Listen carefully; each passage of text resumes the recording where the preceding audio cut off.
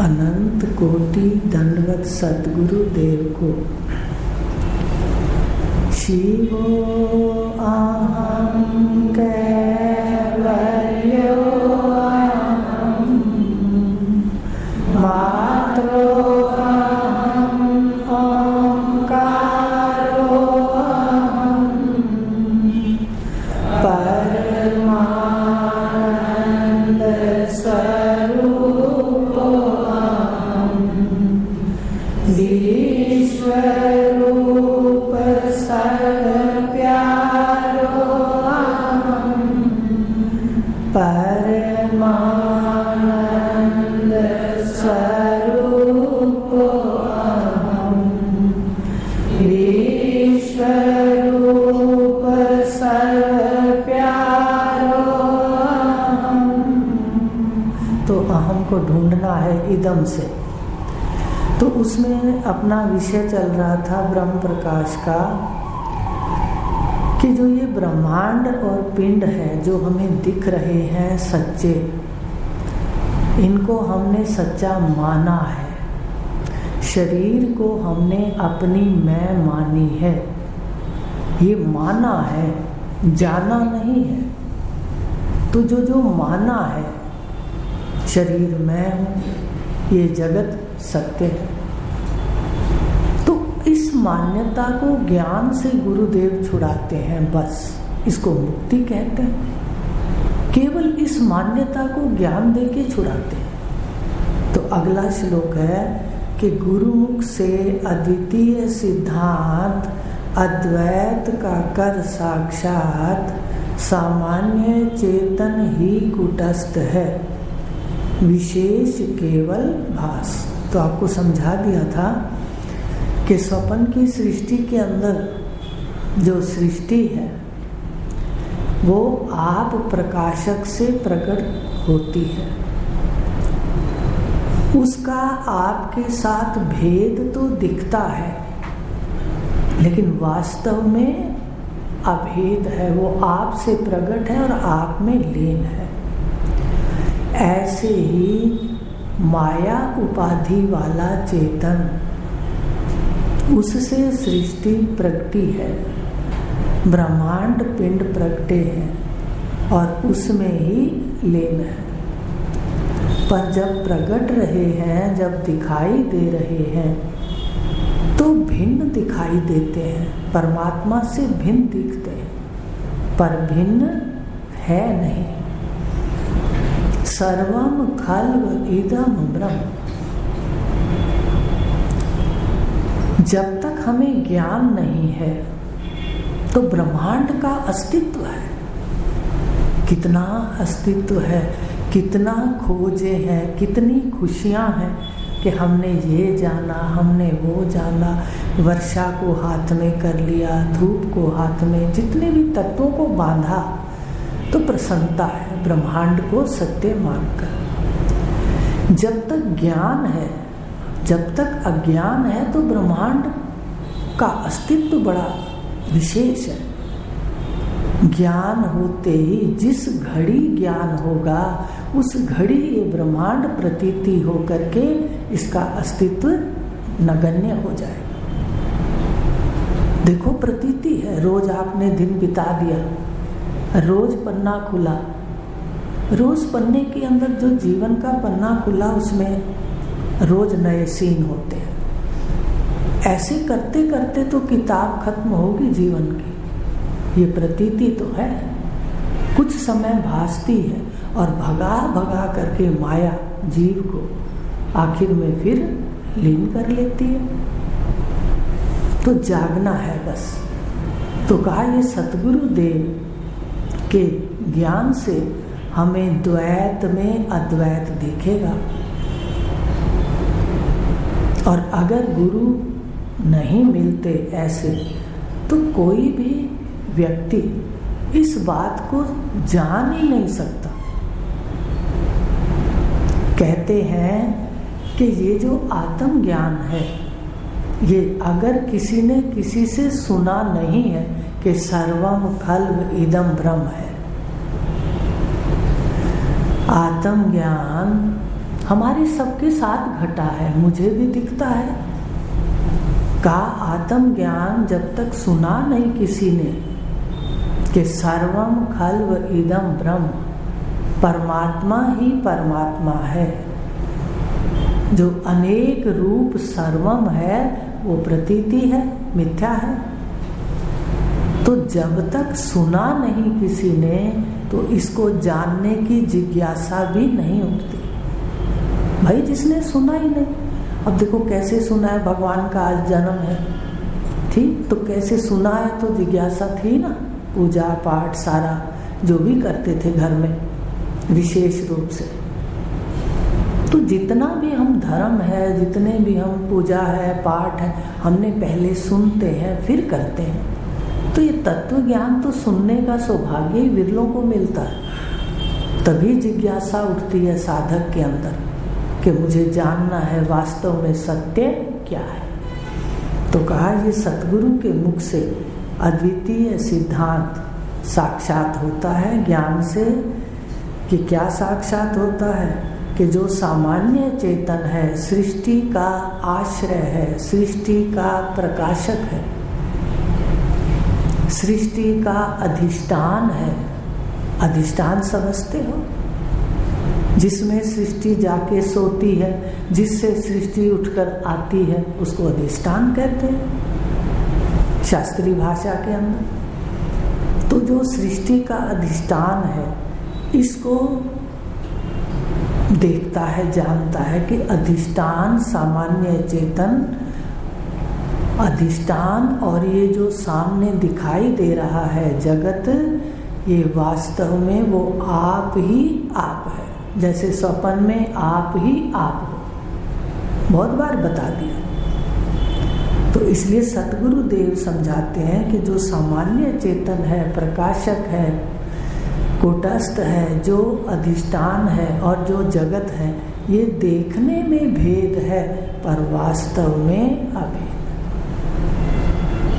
गहरा मनन करते हैं तो रात को ही देखो सब सृष्टि की जितने भी खानियां हैं वो एक में लय हो जाती हैं। रोज अद्वैत होता है और सुबह उठ के रोज द्वैत हो जाता है। आती है इतनी बात समझ में। तो इस प्रकार समझना है कि ये गुरु मुख से सुनने के बाद समझ आती है बात। और ये भी कहा कि जो सुन लेते हैं, ब्रह्म सूत्र के अंदर है, जो सुन लेते हैं और घर मनन नहीं करते, उनको भी ये ज्ञान साक्षात नहीं होता, अल्प ज्ञान होगा। और फिर जो भगवान ने गीता में कहा है, उसका जन्म श्रीमान धीमान के घर होगा और वो बालपने से ही ब्रह्म विद्या की ओर जाएगा। पर जन्म तो लेना पड़ेगा। स्वेच्छा से आना और स्वेच्छा से रहना ये अलग बात है, और कैदी बन के आना और कैद में रहना ये अलग बात है। कैद में जेलर भी रहता है और कैदी भी रहता है। तो इसी प्रकार ये जो जानकार है और जो अज्ञानी है, वो ऐसे ब्रह्मांड के अंदर अपनी लीला, उसकी जो भी नाटक है उसका होता है कर्मों से। तो कहा ये जो सामान्य चेतन है, विशेष जो जगत है, ये दो नहीं वास्तव में अद्वितीय है। आगे है श्रुतियों का समन्वय है अद्वय ब्रह्म में साफ, प्राप्त होवे पुरुष को करके परम पुरुषार्थ। अब यहाँ प्रश्न उठता है कि भाई आप कहते हो सर्वम खल्विदम ब्रह्म, ज्ञान से ही मुक्ति है, ज्ञान से ही ब्रह्मांड, ज्ञान होते ही ब्रह्मांड का जो महत्व है वो लुप्त हो जाता है। सिर्फ ज्ञान होते, अज्ञान में सारा महत्व है। बात वही होगी, ज्ञान में भी वही है कि वर्तना यहाँ पर है, अज्ञानी भी इसी में वर्तता है, पर उसके भावों में अंतर आ जाता है। एक सच्चा समझ के वर्तता है, एक मिथ्या समझ के वर्तता है, लीला समझ के वर्तता है। एक सोया रहता है, इसमें डूब जाता है कार्य व्यवहार के अंदर, और ब्रह्म ज्ञानी जागता रहता है, उसको पता होता है कि सब मेरे सामने से जा रहा है। तो इस प्रकार कहा कि कि जितनी श्रुतियाँ माने जितने वेद उपनिषद पुराण जितने भी हैं, तो ये जो प्रश्न होगा कि भाई फिर ये जो श्रुतियों के अंदर कर्म लिखा है, यज्ञ लिखा है, पूजा लिखी है परमात्माओं की, देवताओं की, और जो घर के नित्य नैमित्तिक त्योहार हैं, तो क्या ये गलत है? सिर्फ एक ज्ञान ही सत्य है? क्योंकि आप कहते हो ऋतेन ज्ञानान न मुक्ति, के ज्ञान के बिना सुख नहीं है। भगवान ने कहा ज्ञान के बिना मन भी साफ नहीं है। देखो, पूर्ण रूप से मन साफ नहीं हो सकता। और वेदांत ऐसा है कि सबसे पहले गुरुदेव क्या करते हैं? हे ऑपरेशन करते हैं अंतःकरण का, मन का ऑपरेशन करते हैं, दिखाते हैं क्या है तेरे मन के अंदर, फिर उसको कहते हैं काट छांट कर दे। पर ध्यान रखना भाई बहनों, ऑपरेशन से पहले बेहोश किया जाता है।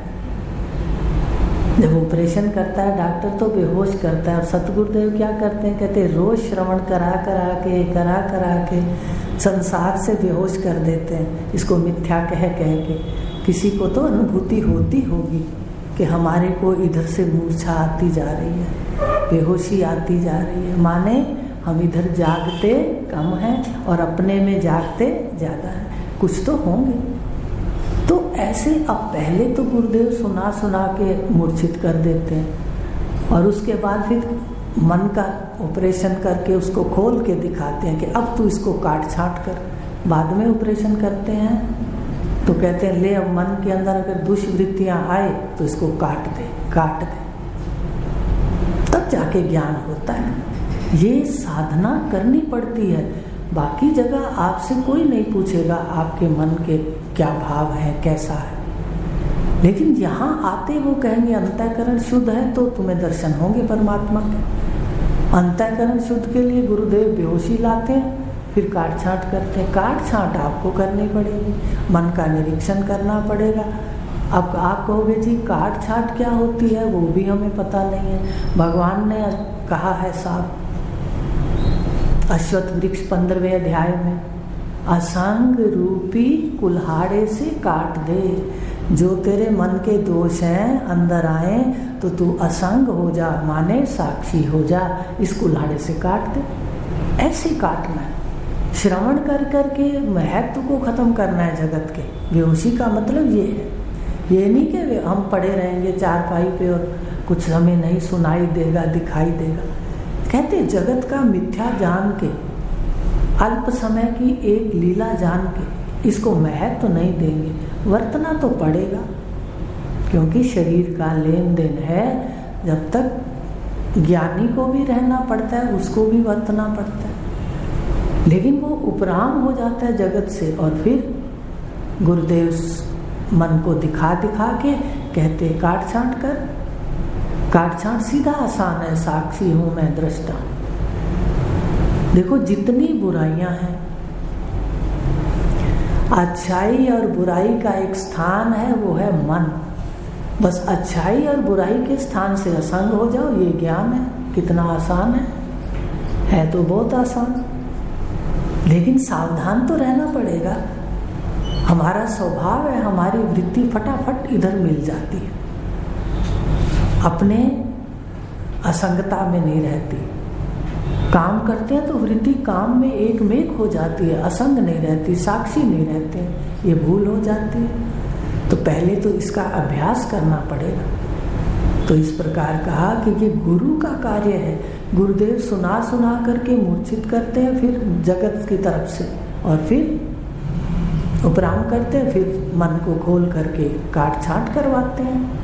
यही होता है ऑपरेशन के अंदर। कहते थे लो ऑपरेशन कर दिया, हंसते थे। मैंने अपने नर्स बिठा रखे हैं, नर्स कंपाउंडर बिठा रखे हैं, वो पट्टी करते हैं सबकी। माने जिन को उन्होंने बिठाया तो समझा तो सबको दिया ना, जिस स्थान पर उन्होंने बच्चों को बिठाया। माने सबको महावाक्य देते थे, ज्ञान देते थे, पर फिर भाई बहनों के हाथ सौंप देते थे, भाई बैठ के इनके साथ अध्ययन करो, बैठ के स्वाध्याय करो, अलग अलग शहरों में। तो कहने का भाव गुरुदेव मन के डॉक्टर होते हैं, वो मन की चीर फाड़ करके उसको दिखाते हैं कि कितना अच्छा और कितना गंदा है। मन से कोई कर्म नहीं बनता, याद रखना। मन सहज में फुरता है, जो नहीं चाहते वो भी दिखा देता है, वो दोष नहीं है, मन का स्वभाव है कर्मों का। आप उसको महत्व देके वैसा कर देते हो। अगर अच्छा किया और कहा और कर दिया तो अच्छे कर्म हो गए, और अगर गलत कहा उसने और हमने कर दिया तो बुरे कर्म हो गए। मन का जो स्फुरना है वो पाप नहीं है, कुछ भी फुरे, आप दृष्टा हो बस। आ रही मेरी बात समझ? तो असंग रूपी असी से इसको काटना छाटना है, और फिर श्रवण के बिना तो बेहोश नहीं होंगे। बेहोश माने ये नहीं, समझा दिया आपको कि जगत की तरफ से उपराम हो जाओ। तो इस प्रकार कहा, ये सतगुरु की कृपा से समझ आता है। फिर कहा कि भाई जो वेदों के अंदर कर्म है, उपासना है, इतने धर्म है, इतने व्रत हैं, तो क्या व्यर्थ है? कहते नहीं, ये सीढ़ियां हैं। आपको बहुत बार बताया है कि वेदों के अंदर कर्म भी है, तो कर्म अब निष्काम कर दो, ज्ञान की सीढ़ियां बन जाएंगी। जो कर्म वेदों में है वो तो सकाम कर्म है, हम करते हैं, मांगते हैं। हम परमात्मा की पूजा करते हैं, परमात्मा को मिलने चाहते हैं, मिलना भी हम याचक बन के चाहते हैं, खड़े रहते हैं लेके, मुझे ये दे दे, मेरे को ये दे दे। उसके स्वरूप का साक्षात करके मिलना नहीं चाहते। मिलना सभी चाहते हैं। तो जो कर्म करते हैं, कर्म अब निष्काम हो जाए।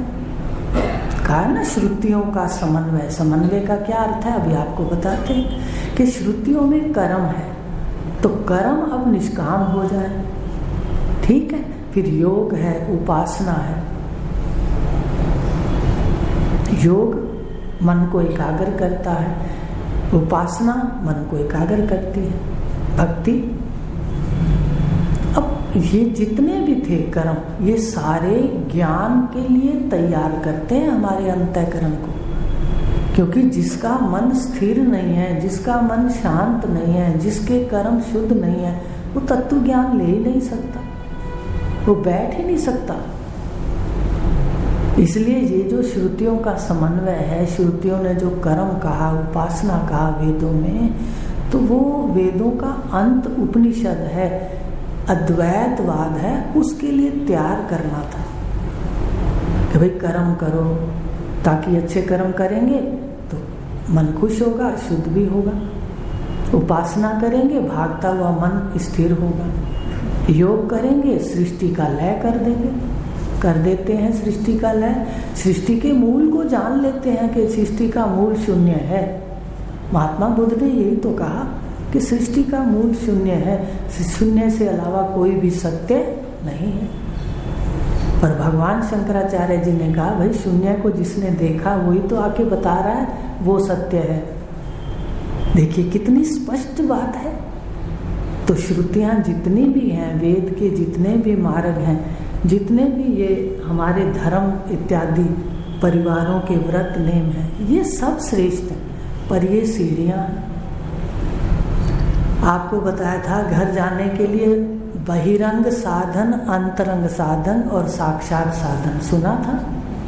श्रुतियों का समन्वय देख लो कि बहिरंग साधन कौन कौन से हैं। उसमें यज्ञ भी आ गया, कर्म भी आ गए, उपासना भी आ गई, व्रत भी आ गया। सबका जो भी करते हैं, दान है, लंगर है, कोई भी शुभ काम करते हैं, ये उसमें आ गया। तो जो ये कर्म है, ये श्रुति ने कहा भाई ये इन कर्मों के बाद बताया कि ये बहिरंग साधन है। कौन से साधन है ये? बाहर का रंग देते हैं, बहिरंग। ये बाहर बैठ के हम करते हैं, व्रत करें, नेम करें, हम अंदर नहीं जाते। याद रखना, हम अंतर्मुख नहीं होते, हम बहिर्मुख होते हैं। करके देखिए, श्रुतियों का समन्वय कहा है, तो श्रुतियों में क्यों है ये? भाई बहिरंग साधन कहे। फिर उस यज्ञ आदि से अंतरंग किसको कहा? विवेक, वैराग्य, षट संपत्ति और मुमुक्षा कहा। आइए सीढ़ियां देखिए, आपको सीढ़ियां दिखाते हैं, फिर गलती दिखाएंगे, पहले देख तो लो। समन्वय तो है श्रुति का, पर हम कहाँ बैठे हैं ये भी पता चल जाएगा। अब सबसे पहले बहिरंग साधन है व्रत, नेम, पाठ, पूजा, यज्ञ, कर्म, जो भी बाहर के कर्म है वो सारे बहिरंग साधन। पर कहाँ जा रहे हैं साधन? साधन है घर पहुँचने के। देखो बहिरंग साधन, उससे ज़्यादा अंतरंग साधन कौन से हैं? विवेक, वैराग्य, षट संपत्ति और मुमुक्षा। अब उससे अंतरंग साधन है सीढ़ियाँ। देखिए पहले वो कर्म, उसके बाद विवेक, वैराग्य, सीढ़ी, षट संपत्ति और मुमुक्षा। अब उससे अंतरंग साधन कौन से हैं? साधन कहा, ऊपर चढ़ने के लिए साधन क्या है? सीढ़ी। देखिए पैर देखिए साधन सीढ़ी के। फिर है श्रवण, ध्यान दीजिए, मनन और ये अंतरंग साधन। अब बाद में महावाक्य का शोधन अंतरंग साधन नहीं है, वो क्या है? साक्षात साधन, छत। जैसे कहते हैं ना सीढ़ियों पे चढ़े तो छत पे पहुंचेंगे। अब ये इतनी सीढ़ियां साधक को चढ़नी है, ठहराव से सुना करो, साधना करिए, आयु तो जा रही है। कभी किसी का सुन लेते हैं, कभी किसी का सुन लेते हैं तो आ जाता है। अपना काम रोज करते रहो, जितना हो सके बंद मत करो। जगत का कोई भी भरोसा नहीं। आता है तो अच्छाई की ओर भी पैर चला जाता है कि कर लो, गुरुदेव का काम है तो अपना भला। तो बताइए कितने साधन हो गए? पहले तो यज्ञ आदि नेम जो भी साधन है, बहिरंग साधन, वो आप गिन लेना। व्रत भी है, एकादशी, भगवान की लीला जो भी चलती है, सब जितने देवी देवता हैं सबका पूजन, सब श्रेष्ठ है। अब ये सीढ़ी है, इस पे चढ़े बगैर जीव आगे नहीं जा सकता। साधन है ये सीढ़ियाँ। अब है विवेक, वैराग्य, षट संपत्ति, ठीक है। उसके बाद है श्रवण, मनन, निधिध्यासन। अब निधिध्यासन के बाद है महावाक्य का शोधन, जो घर पहुंचा देता है। उसके लिए क्या है? अद्वैत की निष्ठा हो जाए। आज इस बात को ध्यान में रख लो, क्योंकि यहाँ गलतियां हो जाती हैं, इसलिए साधक गिर जाता है। तो इस समन्वय के कारण आपको बता रहे हैं कि देखो कैसे हम सीढ़ियाँ चढ़ते हैं। अब आप यहाँ भी आ गए, श्रवण भी आ गए, मनन भी आ गया, आप सीढ़ियाँ चढ़ के आ गए। अब अद्वैत की निष्ठा, ब्रह्म, आत्म ब्रह्म का बोध हुए से पहले अगर हम साधन छोड़ देते हैं, मनन करके आना, अगर हम आत्मा ब्रह्म के दृढ़ निश्चय बोध है ना, दृढ़ अपरोक्ष ब्रह्म ज्ञान पढ़ा था, अगर हम वहाँ तक उस निष्ठा से पहले साधन छोड़ देते हैं तो गिरेंगे। पहुँचेंगे घर? बताइए। ज़्यादातर क्या होता है, अभी साधन में जाते हैं, थोड़ा सा कुछ आने लगता है, हम सीढ़ियों पर ही कूदने लग जाते हैं। अपनी गलतियों को देखें, क्योंकि साधक अपना निरीक्षण करेगा। हम थोड़ा सा ज्ञान आया, थोड़ा सा साक्षी हुए, हम तो कूदने लग गए सीढ़ियों पर। अरे भाई संभल जाओ, सीढ़ियों पे नहीं कूदना, सीढ़ियाँ क्या करेंगी? गिरा देंगी। तो आगे चलें, जब तक हम अपना निरीक्षण करते रहें कि कैसे हमारी मन की वृत्ति है। अद्वैत का जब तक बोध नहीं होता, आत्मा हूँ और आत्मा ब्रह्म है, और ये वृत्ति भी लय जब तक नहीं होती, आत्म बोध नहीं होता, तब तक सीढ़ियों पे खड़े होकर कूदने की भी हमें आवश्यकता नहीं है। इसलिए ये भी सावधान हो जाओ। तो इसलिए ध्यान से देखो कि सीढ़ियों पर जो हम बैठे हैं, हम ये साधन है, इस पर बैठे बगैर कैसे हम घर पहुँचेंगे। इसलिए सारे साधन जरूरी हैं। बहिरंग साधन जरूरी, उससे आगे अंतरंग साधन जरूरी। पर बहिरंग साधन निष्काम हो जाएंगे, हम चल के नहीं करेंगे।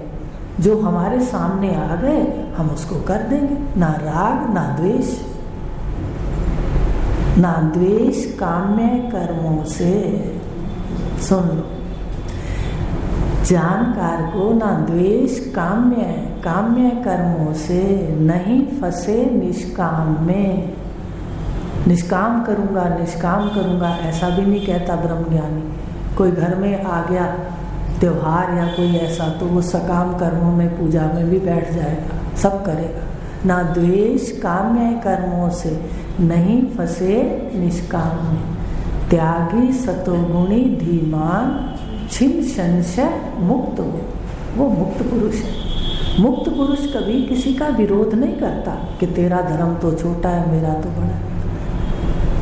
ये जो अद्वैत बोध है, इसमें हर कोई अपनी जाति में बैठा रहे, हिंदू हिंदू बन के बैठा रहे, मुसलमान मुसलमान बन के, सिख सिख बन के, ईसाई ईसाई बन के, जो भी किसी की जात है, जो भी किसी का वर्ण है, वो वहाँ बैठा रहे। बस केवल सत्य को जान ले, बस उसको किसी चीज़ की बदलने की आवश्यकता नहीं है। ये तो इस ज्ञान को, सनातन धर्म को लोग समझते नहीं हैं, क्योंकि बैठ के कोई सुनता नहीं ना, धैर्य से सुनना पड़ेगा।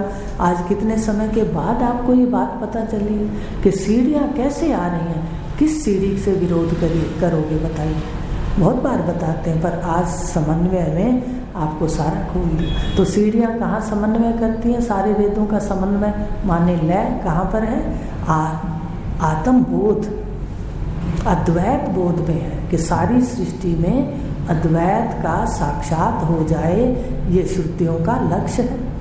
और उस लक्ष्य को प्राप्त करने के लिए निष्काम कर्म, सकाम कर्म, ये जितने भी कर्म हैं, उपासना आदि, ये निष्काम करते हुए, श्रवण करते हुए, महावाक्य का चिंतन करते हुए निष्ठा करनी, तो कोई भी तो गलत नहीं है, पर आगे कुछ और है। अब या तो हम सीढ़ियों पे कूदने ही लग जाते हैं या सीढ़ियों से चिपक जाते हैं, ये गलती कर लेते हैं, बस ये गलती नहीं होनी चाहिए। तो इस प्रकार कहा कि श्रुतियों का समन्वय, श्रुतियाँ समझते हो ना, वेदों का तात्पर्य क्या है?